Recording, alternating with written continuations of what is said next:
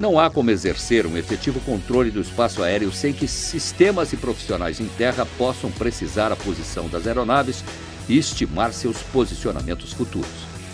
De posse desses dados, o controlador pode garantir uma separação segura entre as aeronaves.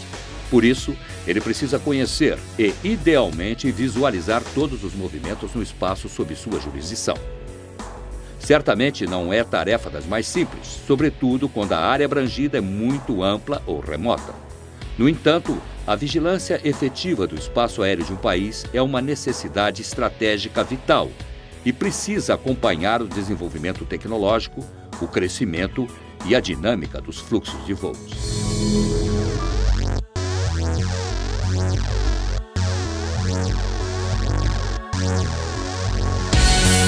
As tecnologias de vigilância aérea podem ser atualmente classificadas em 3 modos. 1. Vigilância independente não cooperativa. Ocorre quando o órgão de controle consegue obter o posicionamento da aeronave independentemente do consentimento da mesma. Não se consegue, porém, informações detalhadas, como a identificação ou altitude precisa. É o caso do radar primário, por exemplo. 2. Vigilância independente cooperativa. A posição da aeronave é determinada em terra a partir das informações transmitidas por ela mesma. Informações adicionais também são repassadas, como a identificação e altitude barométrica, por exemplo. Caso do radar secundário. 3. Vigilância dependente cooperativa. A posição da aeronave é determinada pelo subsistema a bordo da própria aeronave e transmitida para o subsistema em terra, via rádio ou satélite, com o consentimento da mesma. São repassadas informações e dados mais completos a respeito da aeronave e da evolução do voo. Tradicionalmente, os procedimentos utilizados para a vigilância aérea usam os meios independentes de vigilância, baseando-se em radares primários e secundários e nas informações reportadas pelos pilotos. Intensamente utilizados desde o fim da Segunda Guerra Mundial, os radares revolucionaram o transporte aéreo e, décadas depois, ainda são largamente utilizados, tornando-se indispensáveis, sobretudo para a defesa aérea. Para o controle de tráfego aéreo, no entanto, estes equipamentos, com o crescimento da atividade, perderão espaço para novas tecnologias ainda mais convenientes. De grandes dimensões, os radares são equipamentos de alto custo de aquisição, instalação e manutenção.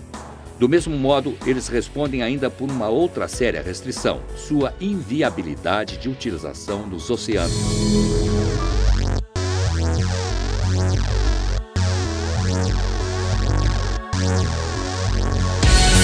Com a modernização do CICIAB, passaremos a ouvir mais o termo vigilância dependente automática. Comumente conhecido como ADS, sigla inglesa para Automatic Dependent Surveillance, o recurso, adotado pela Organização da Aviação Civil Internacional, permite à aeronave a transmissão automática de dados inerentes ao voo extremamente relevantes.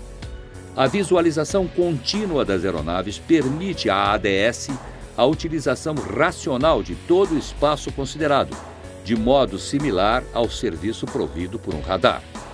Há, no entanto, duas diferenças determinantes. Uma é o custo muito inferior e a outra é a capacidade de abrangência muito maior. A ADS-B, sigla para Vigilância Dependente Automática por Radiodifusão, é um sistema que viabiliza às aeronaves a transmissão de informações como posição, altitude, velocidade, identificação, radial, destino, origem, razão de subida ou descida, dentre outros, por meio da frequência empregada pelo equipamento transponder da aeronave. Estes dados são difundidos de 1 a 2 vezes por segundo, automaticamente para os centros de controle. Esta ferramenta propiciará melhorias determinantes para a vigilância das aeronaves, permitindo maior número de amostras e mais parâmetros sobre as aeronaves do que era convencionalmente possível fazer com o radar secundário. A ADS-B também poderá exercer vigilância nas superfícies de aeroportos para monitorar o tráfego nas taxiways e nas pistas de decolagem, colaborando para a segurança das operações ao evitar ocorrências como a incursão em pistas, por exemplo.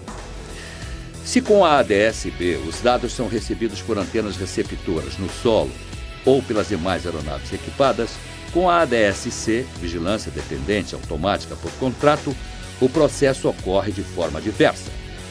Nela, as informações provenientes da aeronave são recebidas somente pelo centro de controle com o qual a mesma tem estabelecido uma conexão correspondente, por meio de um logon. Daí a letra C, de contrato. Outra diferença é que a transmissão normalmente ocorre por meio de satélites.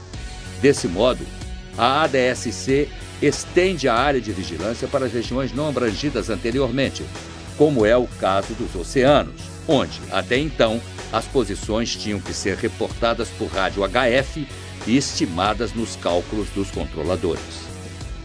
O DCEA já está operando a ADS-C desde julho de 2009. O sistema está instalado em uma de suas unidades subordinadas, o 3º Centro Integrado de Defesa Aérea e Controle de Tráfego Aéreo, Sindacta 3, no Recife. A organização hospeda o Centro de Controle de Área do Atlântico, setor responsável pelo controle das aeronaves que evoluem no espaço aéreo de jurisdição brasileira sobrejacente ao Oceano Atlântico.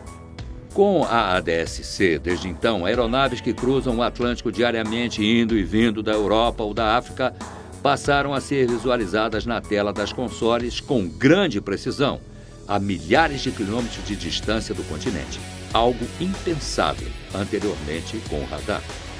A utilização deste recurso por parte dos controladores do ACC Atlântico e dos pilotos das companhias aéreas tem representado uma grande mudança de paradigma na atuação desses profissionais. Você tem a rastreabilidade de um avião voando no oceano, né? Isso aí é fantástico, eu diria que não tem palavra para explicar com relação à segurança que isso gera. Porque é uma transmissão rica, ela não só mostra o avião está na coordenada XY, ele mostra o avião está na coordenada XY, na altitude certa, na velocidade certa, no track certo, quanto de combustível ele tem, qual o estimado de pouso em Paris, se o avião estiver indo para Paris. Então ele mostra uma informação muito rica para o provedor.